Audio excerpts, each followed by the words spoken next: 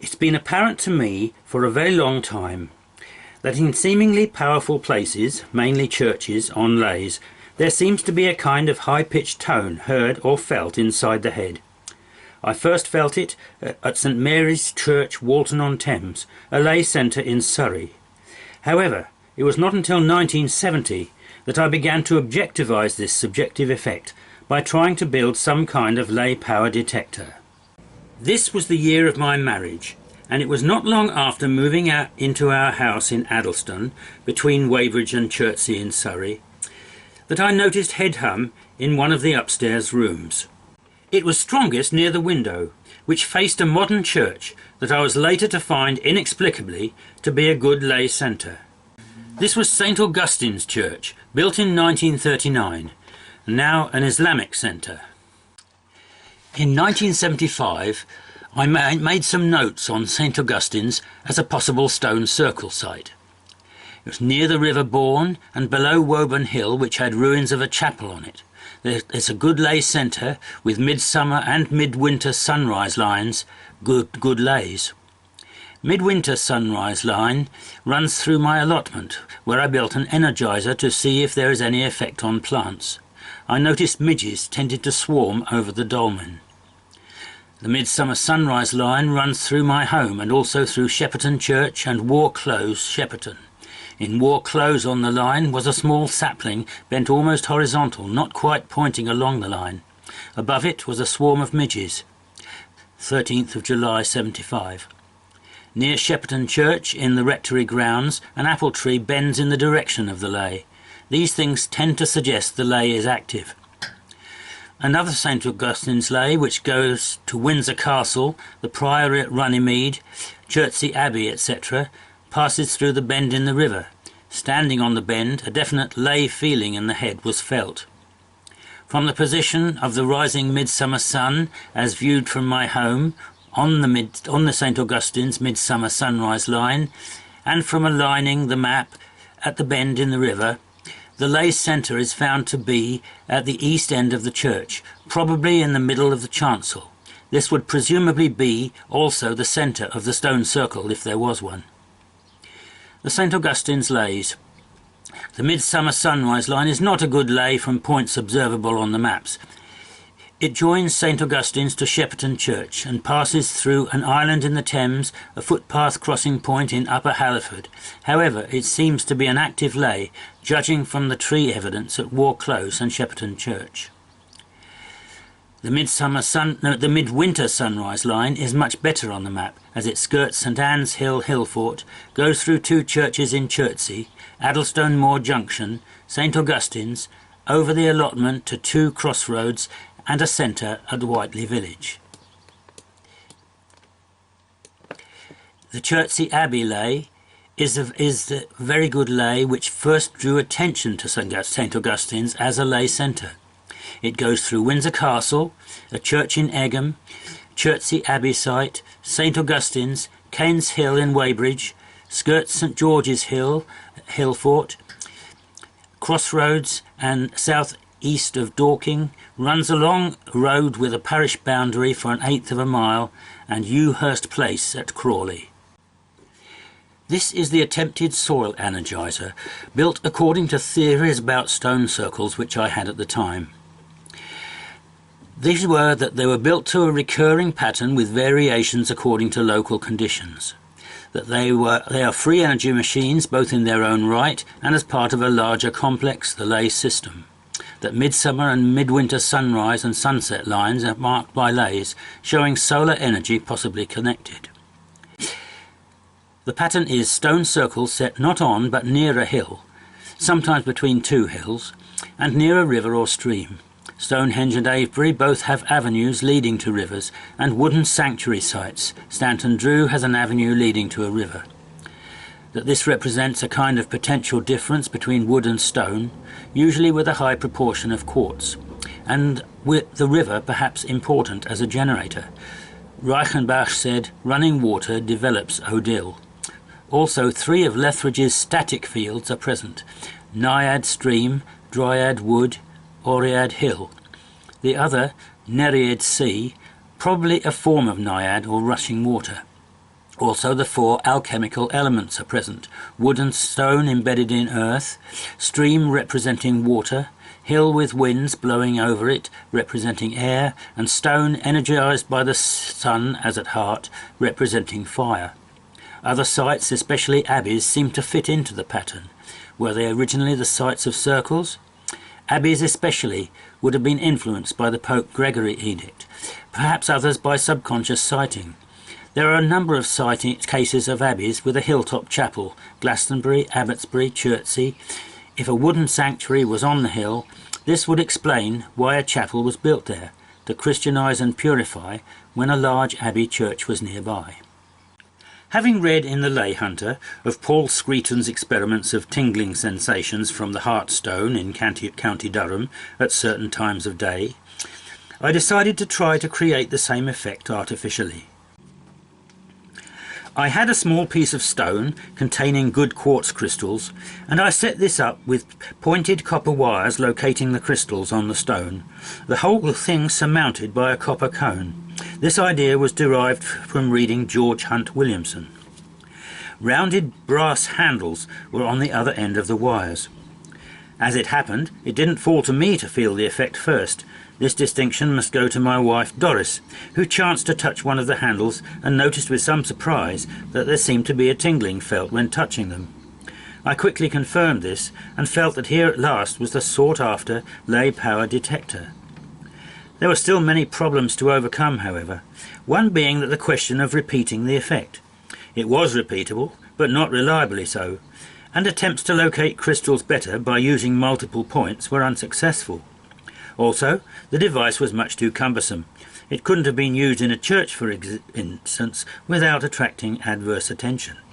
Also, I believed the effect to be caused by a boosting of the piezoelectric property of quartz, later proved to be a mistaken conclusion. Although my interest in the subject never waned, the next major development didn't come until September 1975. It came from an idea regarding the Dodman's staff.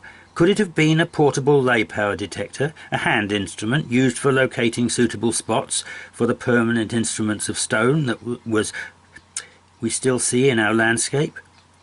To test this theory, I obtained a wooden staff, sharpened one end for inserting into the ground, and made a recess in the other to take a translucent quartz pebble, found of all places on Brighton Beach. Once again, I was not the first to feel this reaction. Quite by chance, this happened to be done by a next-door neighbour. However, I once more confirmed it, and felt that I now had a more reliable detector. My hopes were not justified, however, although I did get good reactions in a number of places, even converting it at one point to take the complete mini Menhir device complete with cone. It proved even less reliably repeatable than the first device.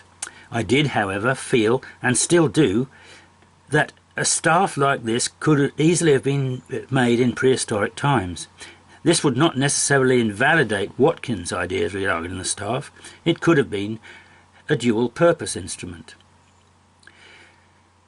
Despite the continuing lack of reliability, the staff was an improvement in that it was much more portable.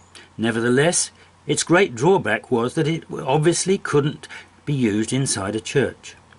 The midsummer sun rising over St. Augustine's Church, as seen from my house. This led, in April 1976, to the beginning of my experiments in St. Mary's Church, Byfleet, a 13th century building which a drawing of a century ago shows to have once had a rather mysterious mound against one wall. This church, a powerful lay centre, was situated close to my place of work at the time, and for about 2 years I used it virtually as a lunchtime laboratory, quite unknown to the clergy. I began my experiments using large quartz crystals alone, either placed on benches or tightly gripped in the hand. A number of good reactions were obtained, and while reliability was as elusive as ever, the staff for outdoor sites and the crystal for churches became my working instruments at the time. On 23rd of May 1976, I visited Byfleet Church and the nearby Purford and Wisley churches with Philip Heselton and Doris. He agreed Byfleet was powerful, and that the two most powerful spots to him seemed to be the pew where I had had crystal reactions and near the bookcase, but there was no reaction on the crystal that day. At Purford, another ancient church in a circular churchyard, which archaeologists have suggested may be a prehistoric site, he said he detected very little energy hum, but felt a very peaceful atmosphere akin to Glastonbury Tor. There's no crystal reaction, but I received a tingle several times from a flint in the wall of the church. By the time Philip and Doris tried it, it was apparently discharged, for they felt nothing, and neither did I afterwards. The flint was an unusual brownish colour. No other flint like it was apparent in the wall. Philip suggested the brown might be iron content. At Wisley Church, he noted the mysterious stone in the porch, and that the lay on the path which seems to go through the stone, but said again there was very little hum, though he detected some in the west end, which the lay would pass through. There was no crystal reaction. In June 1976, during a holiday in Somerset, a new device based on the same principles was tested for the first time. Still convinced that the effect was a boosted piezoelectric one, I thought that if a cage of copper wires were to be immersed in sand containing pure quartz crystals, some of the wire must almost certainly come into contact with some crystals. Thus was devised the sand jar, using filtered sand of a kind occurring on Wisley Common, and later with somewhat larger crystals from near the Master Stones on the Pennine Way. The top was corked so that pressure could be exerted, and the cage ended in a cluster of wires with pointed ends, which would hopefully leak their charge onto the finger of the operator. The first testing of the jar, destined to become the most reliable of the series of detectors, occurred in Mere Church near Glastonbury, one with a good head hum. At last it fell to me to feel the effect first, though it was immediately confirmed by Doris, and later by Doug and Jenny Chaundy, who we visited later in the week. The repeatability of the effect made it immediately apparent that we had a much more efficient detector at last. There was a slight reaction at Castle Batch near Weston-super-Mare, a well-preserved motte dating from around 1100. This was confirmed by Doug and Jenny Chaundy. After all this work, I tended to get a little cross with people in my group who said it was just another kind of dowsing. While I accept the reality of dowsing, of course, it must always be more subjective, in that the human body is a necessary part of the system. If tired, for example, or stressed, this can reduce the dowsing perception. This was shown in the case of broadcaster John Humphreys, who was surprised at his ability to find a water source, but when he was asked to demonstrate it to someone else, he failed. Also, there was the case of Hamish Miller, co-author of The Sun and the Serpent, about the Michael and Mary currents. His dowsing ability is undeniable, yet when he tried to demonstrate it at a time team program, he failed too. Clearly stress, particularly that of being in the position of demonstrating dowsing to a potentially critical people, can kill the perception. This is probably why the scientific community tends to reject dowsing, as scientific method is based on rigorous testing. Some years after the latter case, Tony Robinson was himself surprised by his dowsing ability, with Maria Wheatley at Adam's Grave in Wiltshire, and one of his Walking Through History programs. However, the problems were still not yet all over. 2 months later, near the end of a very enjoyable week with Philip Heselton, I was standing with him and Paul Screeton in the Lady Chapel of Mount Grace Priory, Osmotherley. Although all of us could tell immediately the place was extremely powerful, no reaction could be felt on the jar by anyone, which was obviously very embarrassing to me. Clearly rogue variables were present, which would have to be tracked down and eliminated if possible. Although I only attempted to use the jar at Mount Grace Priory, the observations at other places during the week I spent with Philip are interesting. At Holm on Spalding Moor, the church is on a very high hill dominating the village. Part of the track leading to it are lines on it. It's a lay centre. The energy was felt towards the east end. It had a circular churchyard with many unusual and double trees in it. All Saints' Market Weighton was possibly originally St Helens, as there is a St Helens well and a St Helens Square in the village. The energy but stronger in the west and around a very ancient font. Philip confirmed this. At Gunmanham Church there was some energy, but less than Market Weighton. There was more felt when sitting in the Sedilia. It's the centre of many lays and a known site of a pagan temple. Beverley Minster is a huge cathedral-like church with amazing variations of energy. It was felt outside the north door and very strong in the Lady Chapel. It was moderate all down the main aisle, but nothing in the transepts by the Lady Chapel. It was moderate to strong in the main south transept. These findings were confirmed as previously found lay centre was at the east end in the Lady Chapel, with a lay running down the main aisle. Low cross and high cross near Lastingham, and a lining on the church. They're two ancient cross bases. Low cross has a mysterious hole through it. High cross, no tingles at either. We went to Paul Screeton at Hartlepool and to visit the Hart Stone, a small stone set in a pavement in Hart Village. I received a slight but appreciable tingle, especially through trousers, when sitting on the stone. I don't think this was imagined, as I've never before had a tingle from any other ancient stone. Paul had recorded electrical sensations around sunset in the magazine. Near the stone is a stream, and across this is the Saxon Church of Hart, Mary Magdalene. At Mount Grace Abbey there was no energy felt, except perhaps a little by the trees by the gate.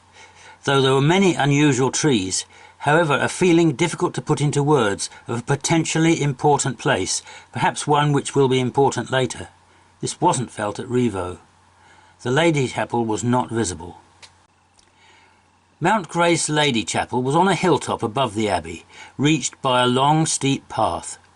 A very powerful place with strong energy being felt all around the hilltop, but even stronger inside the chapel, even though I failed to get a jar reaction. The feeling of an important place was stronger here, and I think we all felt it. The leaflet says the place was probably sacred in pre-Christian days. At Revo Abbey there was slight energy felt in odd spots, especially north of the main aisle, or really a little south of east, as this church is not oriented to the east, but a little west of south. Lastingham is very powerful at the east end of the nave, approximately the same as Byfleet Church. Descending into the crypt, however, it was found to be even more powerful than that. It's strange that the pillar on the right facing the altar in the crypt has a spiral design, but the one on the left was plain. Rudston Church and Monolith. Perhaps this was the most interesting site of the visit from the Neolithic technology point of view. The monolith, the tallest in England, stands about 12 feet north-east of the church. It has deep vertical grooves in its narrow faces, and it's thus comparable to the Queen Stone, Alfred Watkins' photo in Quicksilver Heritage frontispiece, which is also in the bend of a river. It's thought to be embedded to a depth as great as its height. The church and the stone are on a hill, which seems to show the high point low point system is flexible enough to fit all geographical conditions. That is, low points can be on hills if the corresponding high point is on a higher hill, or to put it lower might even screen the power from the lower hill. The nearest source of gritstone is 10 miles away, a great engineering feat to bring it and embed it. The village contains much of prehistoric interest. The main street and Wold Gate are both prehistoric trackways. Also there are many barrows and 3 cursuses. The name of the village is from Rude Stone, as it may have had a Saxon crosshead fixed to it. I originally thought the monolith may have been part of a stone circle, but don't now think this is likely, as it's the only one lay passing through it, in a north-east direction, thus through the church too, which goes also through Kilham Church. York Minster is fairly powerful, especially in certain spots in the Undercross, where there are the remains of an earlier Roman military building. During the tour of Hull museums, we saw that Duggleby Howe, which we passed, a large barrow, was comprised of layers of chalk and clay, similar to Silbury Hill. Could this be an orgone accumulator effect?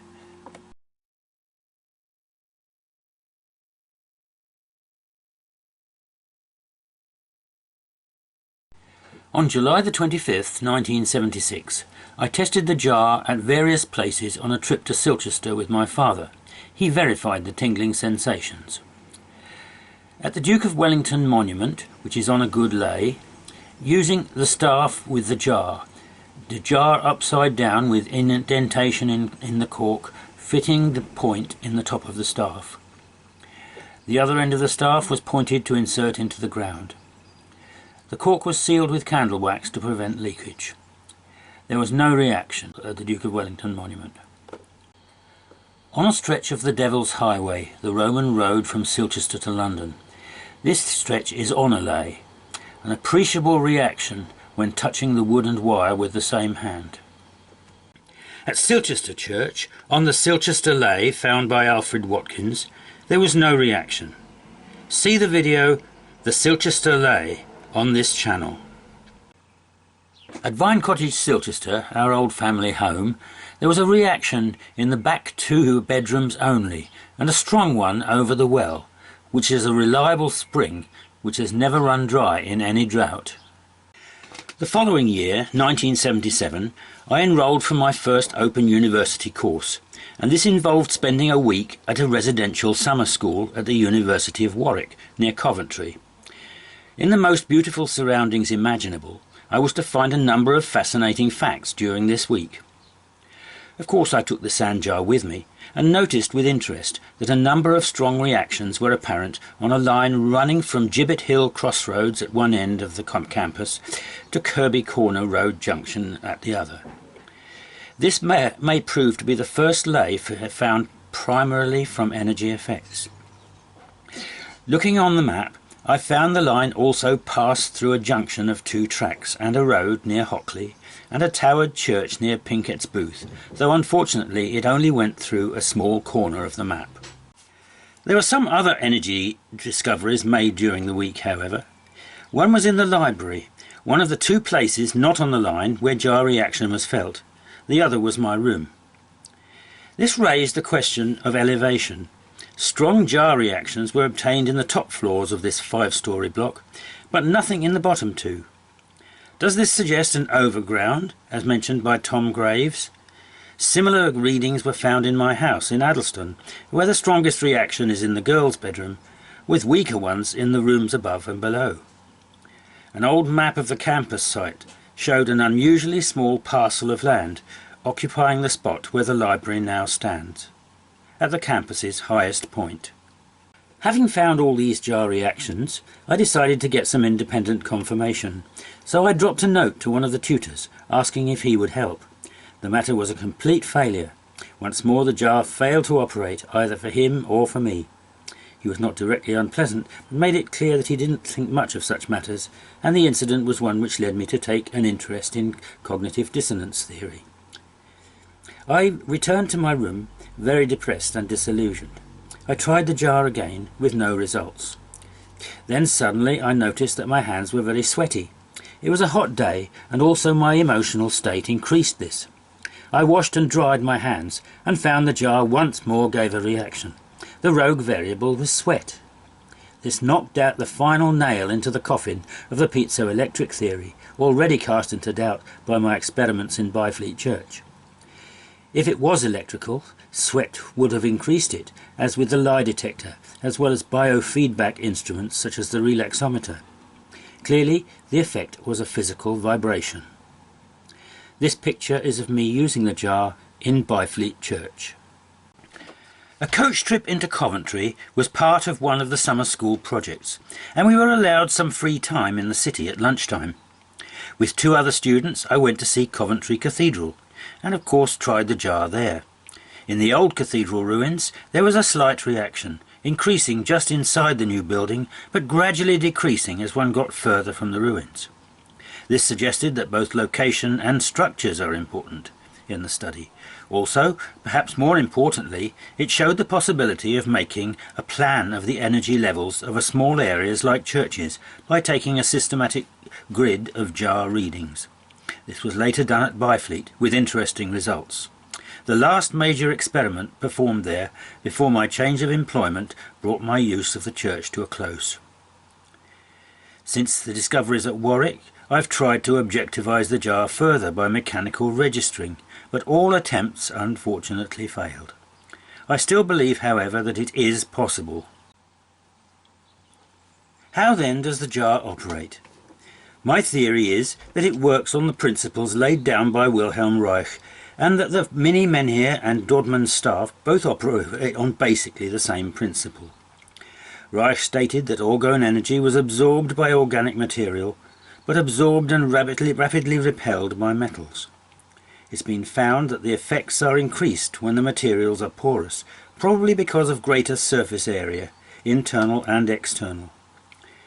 He built layered accumulators to collect the energy, and the detectors are slightly different in that their purpose is to detect rather than accumulate. Each of the three types includes porous organic material in contact with quartz crystals. This suggests that the build-up of energy absorbed by the organic material is transmitted to the quartz, which reacts by emitting low-frequency physical vibrations. In July 1980, a further rogue variable was seemingly isolated during a visit to Yorkshire, in which I once again visited Lastingham, as in 1976, but this time with the sand jar. Although head hum was felt in the church and considerably more in the crypt, no jar reaction could be obtained in the church and only a mediocre one in the crypt.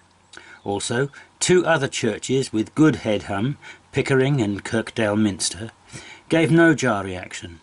I concluded that this was because if the body was at low ebb energy-wise, as I seemed to be that particular holiday, energy would seem to flow from the cork into the person rather than the quartz, a simple flow from high to low potential, unless the energy was so high that it would tend to re-energize the body. There may be further rogue variables, but it seems the jar works well if these two, health and sweat, are taken into account. Recently, however, my health in general has not been good enough for the sand jar to operate. In fact, in all the years following, I've not had reactions. I'm not ill, but presumably my health is not as vigorous as when younger, so I've not been able to completely objectivise it. I would be very interested to hear from anyone who could continue this work and possibly create a workable meter without the human body being part of the system.